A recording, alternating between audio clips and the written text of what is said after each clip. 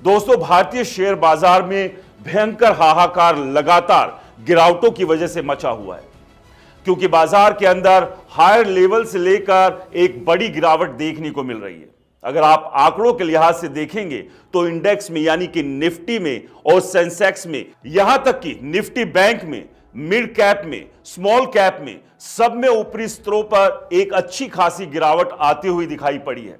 और इस गिरावट के माहौल में रिटेल निवेशक जो हैं वही ज्यादा घबराते हुए दिखाई दे रहे हैं। और ये रिटेल निवेशक की घबराहट न केवल शेयर बाजार में है, बल्कि डीमैट खातों में या कहें म्यूचुअल फंड के एसओपी में भी बड़े लेवल पर दिखाई दे रही है, जहां पर एसआईपी में आने की तादाद थोड़ी हद तक कम होते दिखाई पड़ी है।